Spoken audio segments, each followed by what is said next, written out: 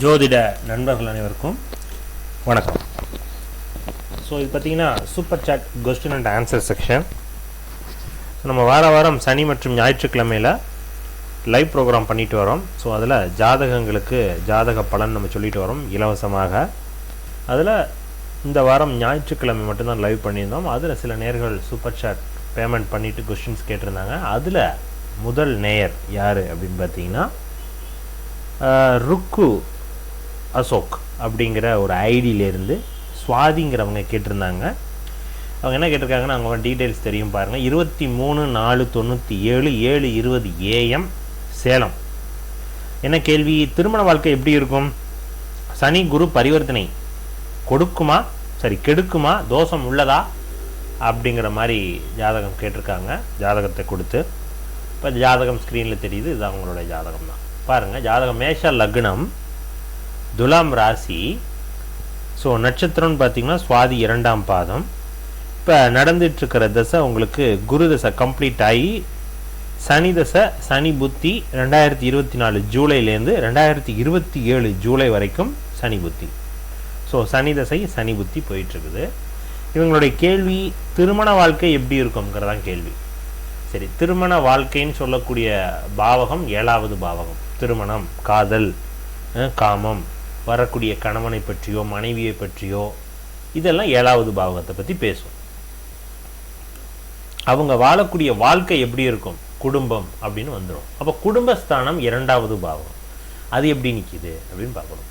இப்போ மேஷ லக்னத்திற்கு இரண்டுமே பார்த்தீங்கன்னா முதல்ல இந்த டைம் கரெக்டாக இருக்கணும். 7:20 AMங்கிறது கரெக்டாக இருந்துச்சுன்னா இதான் ஜாதகம். ஏன்னா லக்ன புள்ளி 29.22 கலையில் விழுவுது. ஸோ 7:24 7:25 இப்படின்னு மாறிடுச்சுன்னா இது ரிஷப லக்னமாக மாறிடும். அப்போ ரிஷப லக்னமாக மாறி இருந்ததுன்னா லக்னத்துக்கு 2வது பாவகாதி புதன் 12ஆம் இடத்துல மறைகிறாரு அப்படிங்கிற பாயிண்ட்டுக்கு போயிடும். சரிங்களா?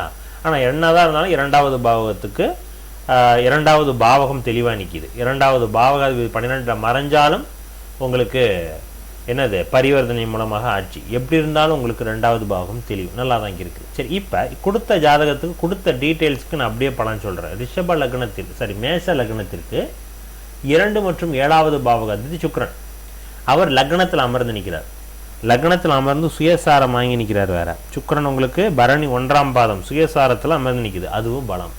அப்போ 7வது பாவகாதிபதி பலம், 2வது பாவகாதிபதி பலம்.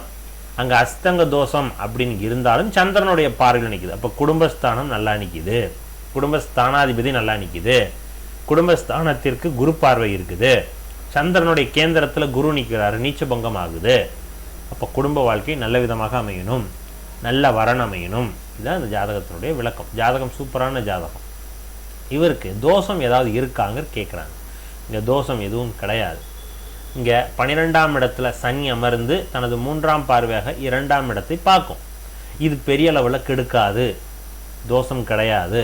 இதெல்லாம் தோஷம்னு நினச்சா இதோட பயங்கர மோசமான ஜாதகம். அப்படி மோசம்னு சொல்ல முடியாது, கிரக சேர்க்கை அப்படி இருக்கும்.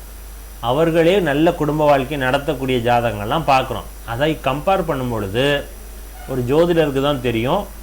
ஒரு ஜாதகத்தை பார்க்கும் பொழுது இந்த ஜாதகம் நம்ம ஒரு டல்லான ஜாதகம் பார்த்தோம், அதை விட பெட்டராகவே இருக்குது, நல்லா இருக்குது, இல்லை இதை விட அது கம்மியாக இருக்குது, ரெஃபரன்ஸ் வச்சுக்கிட்டு நாங்கள் அனலைஸ் பண்ண முடியும்.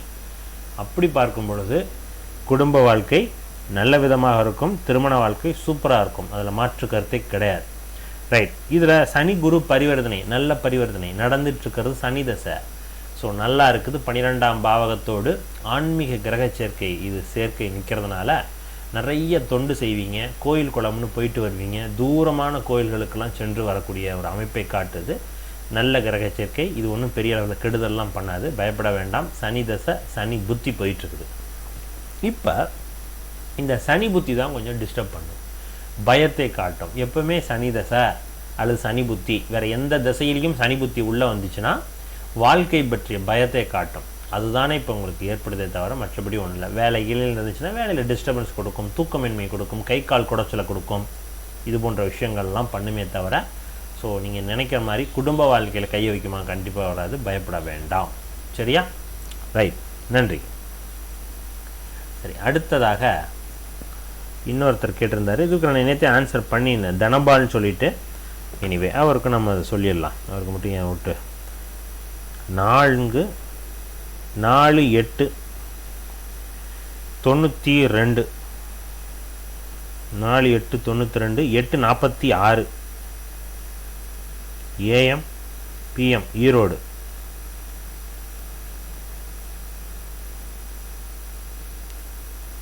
சரி, Erode. Sir IPS police officer வேலை எப்போது கிடைக்கும்? லாஸ்ட் 1 அட்டம்ப்ட், இன்னும் ஒரு அட்டம்ப்ட் தான் இருக்குது போல இருக்குது. 2026 எக்ஸாம், மே இல்லைனா எக்ஸாம், மெயின் எக்ஸாம் வரும். பிப்ரவரி மாதம் 2027 இன்டர்வியூ வரும் அப்படிங்கிற மாதிரி சொல்லியிருந்தாங்க. இதுக்கு நான் சொல்லியிருந்தேன், எக்ஸாம்ஸ் நல்லபடியாக பண்ணுவீங்க சார் அப்படிங்கிற மாதிரி சொல்லியிருந்தேன். எஸ், இது அவங்களுடைய ஜாதகம். இன்னும் இல்லை, இது அவங்களுடைய ஜாதகம். ஓகேங்களா? சரி, இதுதான் ஜாதகம். பாருங்கள், கும்ப லக்னம் அண்டு துலாம் ராசி, நட்சத்திரம் சுவாதி 1ஆம் பாதம். இப்போ நடந்துட்டுருக்கிறது சனி தசை சனி புத்தி. இவருக்கும் சனி தசை சனி புத்தி தான் போயிட்டுருக்கு 2027 வரைக்கும். இப்போ பாருங்கள், ஜாதகத்தில் சனி 12வது பாவகத்தில் வக்ரம் ஆகி செவ்வாயினுடைய நட்சத்திரத்தில் அமர்ந்து நிற்கிது. சரியா? இல்லை, சந்திரனுடைய நட்சத்திரத்தில் அமர்ந்து நிற்கிது. ஸோ இப்போ சந்திரன் நட்சத்திரத்தில் அமர்ந்து சனி 21, புதன் 15. ஓகே, சனி சந்திரன் சாரம் வாங்கி சந்திரன் 9வது பாவத்தில் நிற்கிதுங்க. சனி தசை சனி புத்தி. இன்னைய காலகட்டம்டா நெக்ஸ்ட் இயர் தான் நீங்கள் சொல்கிறீங்க. நெக்ஸ்ட் இயர் மே ஜூனில் தான் எக்ஸாம்னு சொல்கிறீங்க. ஸோ கண்டிப்பாக நல்லாயிருக்கும், ஓரளவுக்கு நல்ல விதமாக முடிப்பீங்க, எக்ஸாம் தெளிவாக எழுதிடுவீங்க. அது எந்த எக்ஸாமாக இருந்தாலும் சரி. ஏன்னா ஜாதகத்தில் இருக்கக்கூடிய புதனை கோச்சாரத்தில் குரு என்னைக்கு தொடர்பு பெறுதோ அன்னைக்கு அது தொடர்பான தசாபுத்திலாம் வந்துச்சுன்னா புதன் கல்வி, புதன் எக்ஸாம், 6வது பாவகம் எழுத்து தேர்வு, இது சார்ந்த அமைப்புகளில் வெற்றியை கொடுக்கணும். அதுதான் உங்களுக்கு அடுத்த வருடம் அந்த கிரக சேர்க்கை காட்டுது 2026. ஸோ அப்போ சனி தசை சனி புத்தின்னு வரும்பொழுது அந்த காலகட்டம் 2026 நீங்கள் சொல்லக்கூடிய அந்த காலகட்டத்தில் எக்ஸாம்ஸ் எஸ் நல்லபடியாக எழுதுவீர்கள், திருப்திகரமாக இருக்கும். ஆனால் அதில் ரிசல்ட் வந்து இன்டர்வியூன்னு சொல்கிறீங்க பார்த்தீங்களா 2027 அந்த காலகட்டம். ஏன்னா சனி புத்தி முடிஞ்சு அடுத்தது புதன் புத்தி போகும். 2027 பிப்ரவரியோட சனி புத்தி முடிஞ்சிருச்சு, அடுத்தது புதன் புத்தி. ஸோ புதன் உங்களுக்கு 6ஆம் இடத்துல அமர்ந்து நிற்கிது, உத்தியோகத்தை கொடுக்கணும். ஆனால் அந்த காலகட்டம் தான் கவனமாக இருக்கணும். சரிங்களா?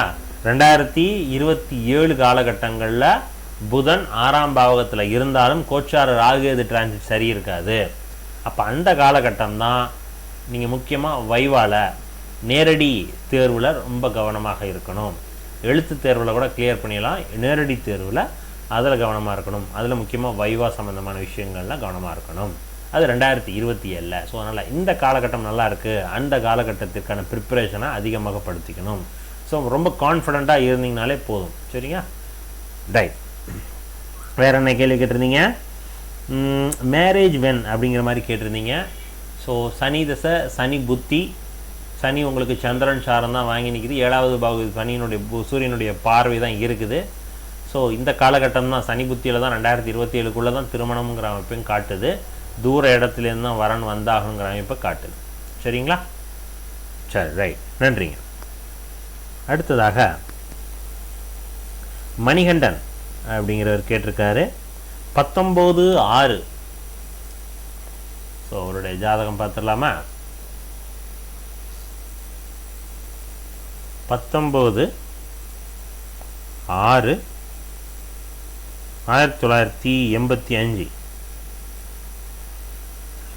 8:17 AM இரவு PM, ஊர் தென்காசி.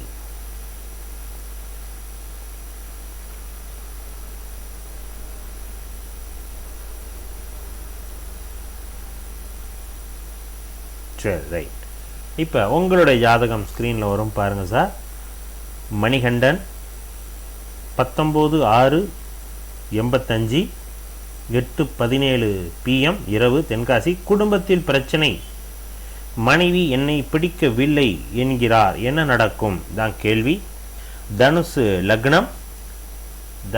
லக்னம், மிதுன ராசி, இதான் ஜாதகம் வந்துருச்சு பாருங்க. ஸோ ராசி என்ன நட்சத்திரம்?